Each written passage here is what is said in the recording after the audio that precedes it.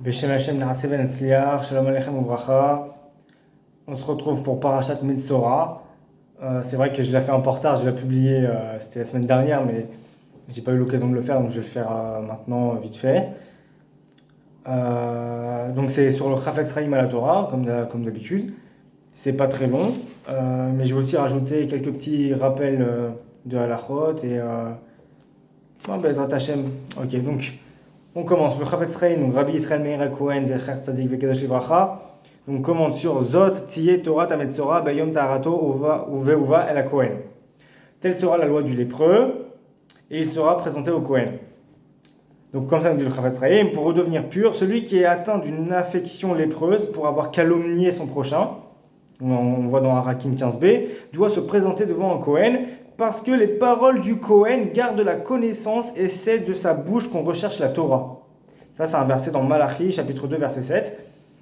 Ce n'est pas un médecin qui lui apporte la guérison, mais la parole du Kohen qui le déclare pur. Ainsi, la Torah nous apprend que la vie et la mort sont au pouvoir de la langue. Et un jour, là, dans Maaseh Lameler, on dit qu'un jour, le Chafetz Chaim compara la force de la parole par rapport aux autres mitzvot à une machine de grande valeur et de grande importance à laquelle les ouvriers doivent veiller, parce que sans celle-ci, les 248 machines à tisser ne peuvent pas fonctionner correctement. Alors la Torah nous prescrit 248 commandements positifs. Mais la vie et la mort sont au pouvoir de la langue, de la faculté du langage qui est le propre de l'homme. Celui qui veut vivre longtemps doit préserver sa langue de la médisance et de la calomnie, etc. Car la parole est le don le plus précieux que le Créateur lui a accordé et il doit y faire attention comme à la prunelle de ses yeux.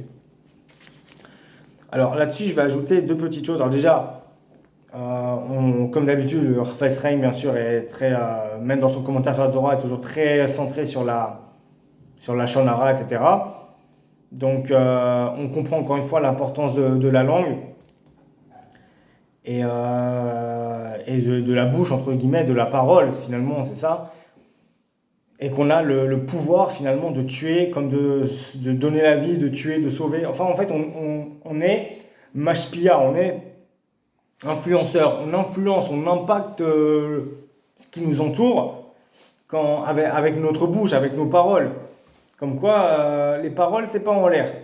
Comme par exemple, quand quelqu'un dit « je viens à 13h », dit Bezrat Hashem, dit Bli Neder, dit avec l'aide de Dieu, si Dieu, Bezrat Hashem, c'est ça. Si Dieu veut, il y en a qui disent, bon, Dieu veut, c'est marrant comme expression, c'est très français en vrai. Mais voilà, Bezrat Hashem, Bli Neder, dit je vais essayer, ou Ane Shtadel, voilà, dit pas je viens à 13h. Parce que tu dis je viens à 13h, tu crées une réalité dans laquelle finalement tu dois venir à 13h. Tu viens pas, ça.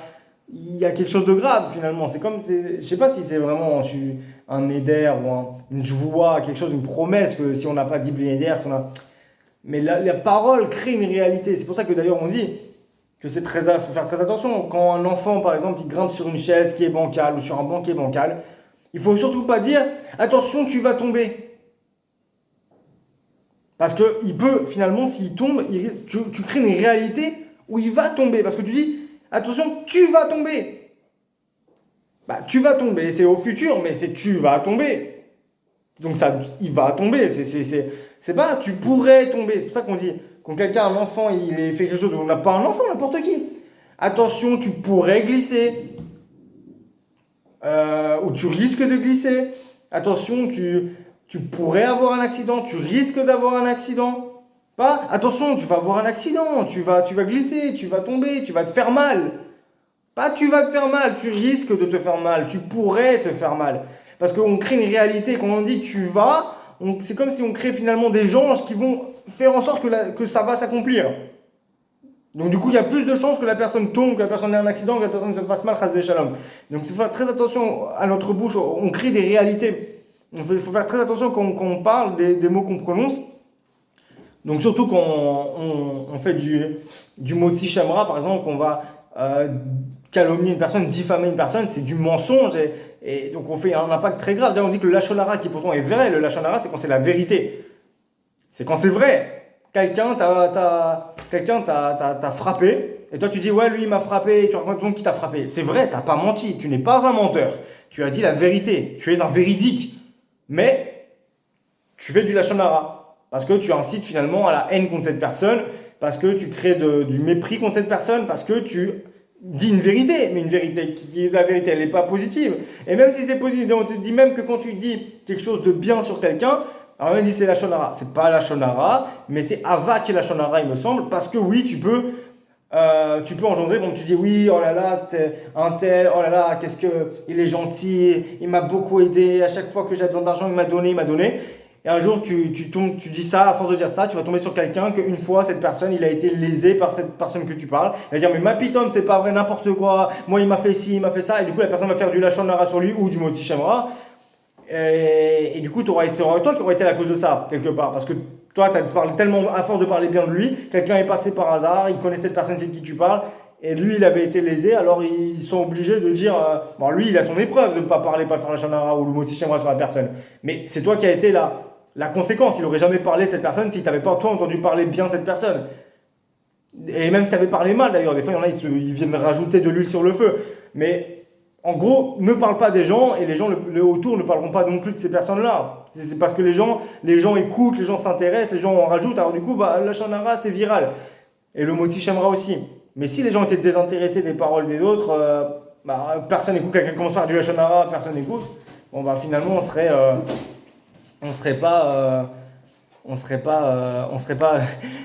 donc tenté d'en faire parce qu'il n'y aurait personne pour les écouter. Donc déjà l'importance du lachon hara, on le voit dans ce que nous dit Chafetz Chaim, mais on a l'habitude. Mais là, je viens de préciser quelques petites halachot sur le Kohen, parce qu'il nous parle du Kohen, à quel point le Kohen finalement, c'est pas un médecin qui te soignait de la lèpre à l'époque de la Torah, c'était un Kohen qui déclarait si c'était pur ou impur, c'est sa parole. Et comme on nous dit ici, que c'est de lui qu'on apprenait la Torah, d'un Kohen, le Kohen, c'est de la parole du Kohen qu'on apprenait la Torah. Et justement, un Kohen aujourd'hui, c'est vrai que les Kohanim ont perdu entre guillemets un certain statut, une certaine sainteté par rapport à une époque. Bah oui, il n'y a plus Beth Amikdash. Ils se lèvent plus, ils font plus une etilat raglaïm, ils font que une etilat yadaïm. Mais ils ont quand même une certaine sainteté ils ont quand même leur statut de Kohen, parce que déjà on sait que ce sont les premiers à monter à la Torah, premièrement, et ils font toujours Birkat HaKohanim, et on sait que dans Birkat HaKohanim, il y a la shrina qui se pose sur leurs doigts. Donc les Kohanim ont toujours la shrina sur leurs doigts, c'est pas rien quelque part. Donc les Kohanim, ils ont toujours, apparemment c'est un Kohen avéré, il y a des halachot sur les Kohanim, et malheureusement beaucoup trop de juifs ont oublié ces halachot et ne les appliquent pas, et même des rabbanim ne les appliquent pas, et c'est bien triste. On peut voir ça dans Mishnah Brura, mais on va voir même dans Mishpatei HaShalom du Rav Yitzhak Silver, c'est halacha le maaseh, ben adam le chavero, sur les lois sur les Kohanim. Je ne vais pas tout vous faire, mais on va vous résumer. Déjà, il y a une mitzvah deoraïta dans Vaïkra, dans Lévitique 21, chapitre 21, verset 8. Tu le sanctifieras car c'est lui qui offre le pain de ton Dieu. Donc on nous dit ici, il y a une mitzvah tassé deoraïta, donc une mitzvah positive de la Torah, de sanctifier le Kohen. Et de là découlent plusieurs choses. Tout d'abord que déjà, il a une priorité par rapport à plusieurs choses. Bon, la Torah, on a dit. Pour faire par exemple le zimoun, un repas, il y a eu un repas communautaire, etc. On doit faire zimoun. Le prioritaire, normalement, si un Talmid Chacham, etc., c'est encore autre chose, mais dans le principe, c'est le Kohen qui doit passer avant tout. Le Kohen, il a priorité pour faire le Birkat Hamazon, le zimoun, et etc. Il y a aussi la part avant le repas. Là, on parle de la fin du repas, mais au début du repas, il y a une mitzvah aussi, ça comprend que quand on a un repas, on doit laisser le Kohen se servir en premier la meilleure part. C'est la halacha le maaseh. Quand il y a un Kohen dans un repas, un ou plusieurs d'ailleurs, ça change rien, on doit laisser les Kohanim se servir en premier pour qu'ils choisissent la meilleure part. C'est la halacha. Et tout le monde s'en fout, mais c'est malheureux parce qu'il y a plein d'halachot sur les Kohanim, on doit les sanctifier et en général on n'en a rien à faire des Kohanim. C'est un juif, c'est un juif, on s'en fout, mais non, un Kohen c'est un Kohen. C'est pareil, celui qui humilie un Cohen, qui blesse un Cohen, qui frappe un Cohen, qui insulte un Cohen, qui fait du mal à un Cohen, bah, c'est plus grave que si il faisait du mal à un juif normal. Déjà, un juif normal, bien sûr, c'est grave. À tout être humain, d'ailleurs, faire du mal à n'importe quel être. Déjà, un animal, c'est grave. Un être humain, c'est encore pire. Un juif, c'est 1000 fois pire. Et bah, un Cohen, c'est encore 10 000 fois pire. Voilà. Et un Cohen, on doit sanctifier le Cohen. Donc, quand tu vas faire du mal à un Cohen, non seulement tu transgresses plein de mitzvot de Ben Adam Lechavero normal avec son prochain, mais comme c'est un Cohen, tu as une mitzvah de le sanctifier, bah, du coup, tu es mévatel cette mitzvah tassée. Donc, en gros, tu transgresses encore un autre interdit, finalement. Donc il faut faire très attention au Cohen. Pareil, dans des discussions, des débats, des échanges, des discours de rabbanim ou de peu importe quoi, des divrei Torah, on doit laisser normalement le Cohen s'exprimer en premier. Théoriquement, le Cohen doit s'exprimer en premier. Et c'est d'ailleurs le cas, il y a une histoire dans le Chafetz Chaim qui est rapportée dans ce livre, d'ailleurs dans le Chafetz Chaim et la Torah, qu'une fois dans un gros sommet de rabbanim, une grosse réunion avec tous les éminents rabbins pour sauver les yeshivot, etc., et ben on laissait la préséance au Chafetz Chaim de parler, pas parce qu'il était forcément gadolador, il y avait des rabbanim là-bas qui, selon le Chafetz Chaim, étaient même plus grands que lui, mais parce qu'il était Cohen. Parce que le Chafetz Chaim était Cohen, alors on lui laissait le srout de commencer, de démarrer la réunion, de commencer le propos. Parce que c'est un Cohen, pas parce que c'est le Chafetz Chaim gadolador. Il y avait que des gdoléadors là-bas, Bichlal. Il n'y avait que des grands. Donc, parce que c'était un Cohen, il lui laissait la préséance. Et donc ça, c'est pareil. Quand, par exemple, plusieurs Bachorei Yeshivot, ou par exemple, on a plusieurs invités, etc., quelqu'un veut te faire un Dvar Torah, normalement, même le Baal Habayit, qui est le Baal Habayit, le maître de maison, il devrait, s'il y a un Cohen dans ses invités, donner la préséance au Cohen de faire le Dvar Torah en premier. Après, si le Cohen n'y veut pas, ou il n'est pas préparé, peu importe. Ou que c'est pas un Cohen très religieux, malheureusement, il connaît pas trop. Bon, c'est pas, mais au moins le proposer. C'est un Cohen, il a le droit halachique et le droit toraïque, toranique de parler en premier. C'est un Cohen. Même s'il n'est pas très religieux, c'est un Cohen. Même ce Cohen pas très religieux, le jour où il vient à la synagogue le Shabbat, il fait la Birkat Kohanim comme tout le monde. Et il aura la Shrina sur ses doigts de la même façon que le Cohen érudit, il aura la Shrina sur ses doigts. Après, par rapport à Dieu, lui, c'est son problème. Par contre, dans quelle sainteté, dans quelle optique, avec quel kavanot il aura fait sa Birkat Kohanim par rapport à un érudit, on est d'accord. Mais ça, c'est entre lui et Dieu. Nous, ce qu'on sait, c'est que c'est un Cohen, il faut respecter le Cohen. Il faut sanctifier le Cohen. C'est les paroles d'Hachem. C'est pas mes paroles, c'est pas les paroles même de la Halacha, c'est pas les paroles d'un sage, c'est les paroles de Dieu. Dieu nous dit que tu sanctifieras le Cohen. Voilà, donc ça c'était pour résumer quelques petites halachot par rapport au Cohen, parce que c'est important, un petit rappel, on n'en parle jamais, et malheureusement on n'en parle tellement jamais que même des rabbanim oublient ces lois, ou en tout cas ne les appliquent pas envers les Kohanim, et c'est pas très bien. Un Cohen, c'est un Cohen. Donc on continue. Donc le Chafetz Chaim, Ve'imdal ou ve'ein yado maseget. Si cet homme est pauvre et que ses moyens sont insuffisants, certains étudient et prient en se disant, même si je ne suis pas complètement quitte de mon obligation, je vaux mieux que mon ami ou mon voisin qui n'en fait pas autant. Cependant, ils oublient qu'un pauvre peut apporter 2 tourterelles et 2 jeunes colombes, mais qu'un riche qui apporte l'offrande d'un pauvre n'est pas quitte de son obligation. Il en va de même pour les mitzvot. Les sages de la génération doivent les accomplir avec une attention particulière. Alors là, il dit les sages, mais c'est en fait selon chacun son niveau. Si tu as un niveau où tu sais, on a tous on a un Yetzirah, tous on n'est pas au top niveau de toute façon. On n'est pas parfait. Mais si tu sais que c'est largement dans tes cordes de faire plus et que tu dis, oh, de toute façon, regarde, je suis entouré que de gens qui. Je sais pas moi, je suis entouré que de gens qui font pas. Qui font jamais les brachot avant de manger. Voilà. Je suis entouré de gens qui font jamais de brachot avant de manger. Voilà. Alors moi, ils font jamais les brachot. Moi, bon, je fais quelques brachot. Je fais chez Akol, vite fait, ça m'arrive. Les autres, laisse tomber. Ah, c'est déjà bien. Attends, je dis ok, je fais pas toutes mes brachot. Je suis pas vraiment à 100% je remplis pas vraiment. Voilà, je fais pas la mitzvah totalement parce que à chaque fois qu'il y a des brachot qui se présentent, je les fais pas. J'en fais que quelques-unes. Mais c'est mieux que tout mon entourage qui fait jamais de brachot. Non, mais toi, tu sais que tu es capable de faire toutes les brachot. Tu les connais, tu sais les faire. Alors t'as pas d'excuse. Comme le riche il a les moyens d'offrir ce qu'il doit offrir, des taureaux, des moutons, tout ce qu'il veut, des moutons, des chèvres et de toutes sortes d'animaux, et il va apporter l'offrande du pauvre avec des oiseaux, ça marche pas. Ah, bah, les autres, ils apportent bien des oiseaux, moi aussi. Et c'est très intéressant, ça, même ça, je le prends pour moi, parce que j'ai souvent une tendance moi-même à dire, ah, ben c'est bon, regarde, il y a pire que moi finalement. On est tous comme ça, il y a pire que moi.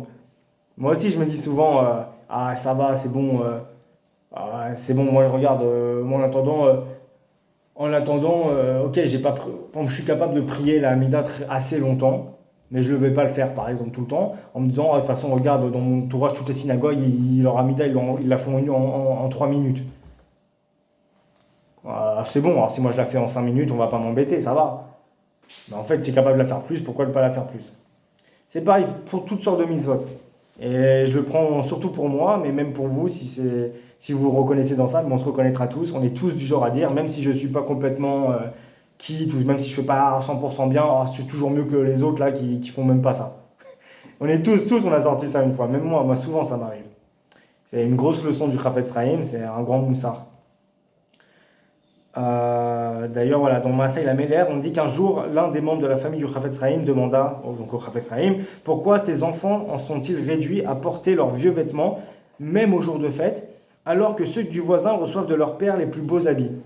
Le Chafetz Chaim lui répondit, c'est normal, Dieu nous a accordé la réussite dans le domaine spirituel, nous devons remercier Dieu de nous avoir permis d'acquérir une grande érudition et d'élever nos enfants dans la Torah. Notre voisin n'est pas un érudit et ses enfants ne le sont pas non plus. Il est juste qu'on lui donne au moins la possibilité de mettre à ses enfants de beaux habits les jours de fête. C'est-à-dire que c'est comme ça, des fois quand il y a chacun une sorte de... Mais c'est vrai, c'est qu'en fait c'est une façon de dire qu'on doit se réjouir de ce qu'on a, de se contenter aussi de ce qu'on a, et que finalement on n'a pas à envier à l'autre certaines choses. C'est-à-dire que si Dieu fait certaines choses, c'est qu'il y a une raison, et peut-être que justement là où une personne a du mal à étudier la Torah, par exemple, quelqu'un qui a du mal à étudier la Torah, il ne peut pas étudier la Torah tous les jours, il ne peut pas. Il ne peut pas tous les jours prendre un livre et tout, s'asseoir, il ne peut pas. Il peut pas. Alors à ce moment-là, voilà, lui, son étude de Torah quotidienne, parce que même un juif même un juif qui a des difficultés à étudier la Torah ou qui est pas très religieux, il est astreint. La Torah nous ordonne d'étudier la Torah. On dit, ce sera des paroles, les paroles de Torah, tu dois les avoir dans ta bouche tout le temps. Quand tu te lèves, quand tu te couches, quand tu marches, quand tu te bats, quand tu tes allées et venues, tout le temps tu dois parler de Torah. C'est de là qu'on comprend que, théoriquement, on devrait étudier la Torah tout le temps. Mais quelqu'un qui ne peut pas étudier la Torah tout le temps, il ne peut pas, ça va, c'est trop pour lui. Bon, à ce moment-là, il est quand même astreint à l'étude de la Torah. Mais son étude de la Torah, ça va être une vidéo de Torah Box, une vidéo de tel rabbin, voilà, écouter quelques cours, shiurim, audio, vidéo, peut-être lire le Shabbat, quelques ouvrages en français, quelque chose comme ça. Bah, ça, c'est d'études de Torah à son niveau. Mais il doit faire l'étude de la Torah, mais il l'a fait à son niveau.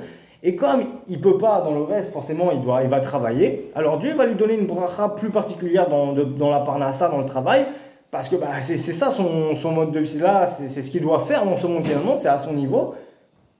Et voilà, maintenant, quand quelqu'un il se renforce, quelqu'un il fait tchouva, quelqu'un il se renforce en religion, quelqu'un il veut vraiment étudier la Torah, il veut s'investir, et ben, Dieu normalement lui donnera les moyens d'étudier la Torah plus, etc. Chacun selon ses aspirations, ses kavanotes, ses intentions et ses possibilités.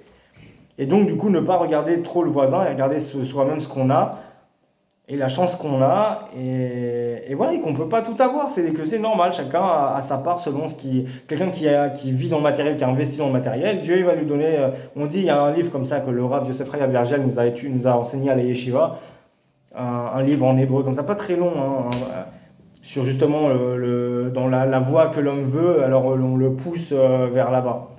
C'est-à-dire que si, même l'égoïme d'ailleurs, c'est précisé, que quand un homme, un être humain, il a tellement le pouvoir d'être, d'avoir le libre arbitre, de décider, de choisir, donc quand il veut, il aspire vraiment à quelque chose, il se donne à fond, il veut quelque chose, il fait pour tout pour arriver à un certain but, un certain point, alors du ciel on va l'amener là-bas, même si c'est une erreur, quelqu'un qui veut faire du mal, c'est interdit de faire du mal, mais il s'obstine à faire du mal, le ciel le poussera dans le mal, c'est ce que tu es, c'est comme on dit avec Pharaon, pourquoi Pharaon, Dieu il a endurci son cœur, je comprends pas pourquoi tu as endurci son cœur, laisse-le réagir, non mais parce que comme lui-même de base il s'obstinait et de base il ne voulait pas de toute façon libérer le peuple d'Israël, alors Dieu a endurci son cœur, c'est-à-dire que le ciel a fait que finalement toi tu as choisi le mal, alors on va te pousser dans le mal puisque c'est ce que tu veux, tu t'obstines à ça, alors on va t'aider à ça dans le sens.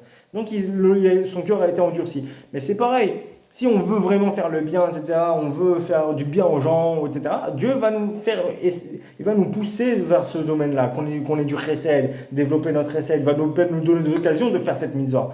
Des gens qui vont demander à tzedaka plus à nous qu'à d'autres gens, des gens qui vont, voilà, des occasions de faire du chesed aux autres. Ou de la tzedaka, du chesed, etc. Voilà. Donc c'est très intéressant. Il y a beaucoup d'idées, c'est vraiment le Chafetz Chaim sur la Torah, c'est très très court, mais on peut toujours développer beaucoup autour parce qu'en fait, il amène beaucoup de sujets finalement en peu de lignes, c'est assez concis. Alors bien sûr, beaucoup de fois me disent mais le Chafetz Chaim il n'a jamais fait de commentaires sur la Torah, etc. Il n'a pas fait un livre de commentaires sur la Torah, c'est Nachon, mais en fait dans tout ce qu'il a pu écrire et dire, il a commenté la Torah. Il a dit, sur tel verset il a dit ça, sur tel verset il a écrit ça. Oui, et donc du coup, en fait, c'est une compilation, le Chafetz Chaim à la Torah, c'est une compilation de tout ce qu'il a pu dire et écrire sur la Torah, sur des versets de la Torah, sur certaines parachutes. Et ça a été compilé, et ça en a fait quand même un bouquin, assez quand même, pas un petit bouquin, c'est assez court, hein. Ces commentaires sont très très courts. Mais c'est pas un petit bouquin, c'est quand même, il a quand même pas mal parlé sur les parachutes, sur les versets, sur la Torah, c'est pas rien. Donc voilà, pour ceux qui des fois se demandaient, mais comment ça, ça n'existe pas, Chafetz Chaim à la Torah, genre ça n'existe pas, genre il n'a pas fait de livre vraiment, il n'est pas connu pour ça, Nachon, mais voilà. C'est une compilation de tout ce qu'il a pu dire et écrire dans d'autres ouvrages sur la Torah, et donc ça a été compilé sur Chafetz Chaim à la Torah. Voilà, donc j'espère que cela vous a intéressé. Je vous souhaite à tous un Shabbat, Shabbat Kasher et Sameach, parce que c'est Shabbat Pessah. Et je vous conseille à tous, moi je le ferai peut-être pas, de toute façon Torah Box ils font déjà bien les choses, d'autres rabbinim font très bien les choses. Il y a toutes les halachot, toutes les choses très importantes à savoir pour le Seder de Pessah. Je vous conseille d'aller vous pencher là-dessus aussi parce que c'est assez important. Souvent on fait des choses, on fait le Seder de Pessah par tradition et on l'a toujours fait comme ça, on fait comme ça, mais des fois en fait on n'est pas quitte et on n'a pas fait finalement, on n'est pas quitte, on n'a pas été acquitté du tout, on a fait un Seder finalement presque pour rien. Et c'est dommage. Al-Pi Halacha, il y a des halachot stricts dessus, des halachot qui ne sont pas des minagim, qui ne sont pas juste des coutumes, c'est des halachot. Tout juif doit les faire, c'est comme ça qu'on fait un seder. Et il faut se pencher là-dessus. Donc je vous invite à aller voir sur Torah Box, peut-être sur même des cours du Rav Shaya, peut-être il y a des halachot, je ne sais pas. Mais il faut que vous vous penchiez sur ça parce que vraiment c'est très important, même moi je vais m'y pencher. Parce que j'ai toujours fait le seder d'une certaine façon avec ma famille. Et je pensais être acquis, moi je suivais parce que j'avais confiance. Maintenant que je suis en yeshiva, que j'ai étudié, je me penche, je regarde les livres et les halachot, je me rends compte qu'il y a plein de choses qu'on faisait, que c'était pas ça. Et qu'il fallait pas faire ça, on n'est pas quitte. Peut-être Bediavad, et encore du Bediavad, de chez Bediavad, de Bediavad, puissance 10. Donc moi je préfère faire les choses lechatri là directement comme il faut faire. Donc voilà, Bezrat Hashem, qu'on arrive à vaincre notre penchant, notre mauvais penchant du Yetzer Hara, du Lashon Hara, du Motzi Shem Ra, qui on a toujours envie de parler, d'ouvrir notre bouche, qu'on arrive, et je parle même pour moi, qu'on ait les forces intérieures, que Hashem nous aide à savoir fermer notre bouche, à maîtriser les paroles qui sortent de notre bouche et prendre conscience que notre parole, elle est sainte, elle est puissante, et elle a une influence et qu'elle a un impact, et du coup, il faut savoir la gérer. Qu'on apprenne à la gérer, à la maîtriser, qu'on sanctifie les Kohanim comme il se doit, et qu'on sache se contenter de ce qu'on a et d'avoir de la reconnaissance pour tout ce que Hachem fait pour nous, et se réjouir aussi du bonheur des autres et de ce qu'ils ont, sans être envieux ou jaloux. Voilà, qu'on s'aime tous les uns les autres, et Bezrat Hashem, le Mashiach va venir très vite, et on aura le troisième temple, et le monde entier se réjouira du règne du Hémet et de la vérité. Baruch Adonai l'Olam, Amen, Amen.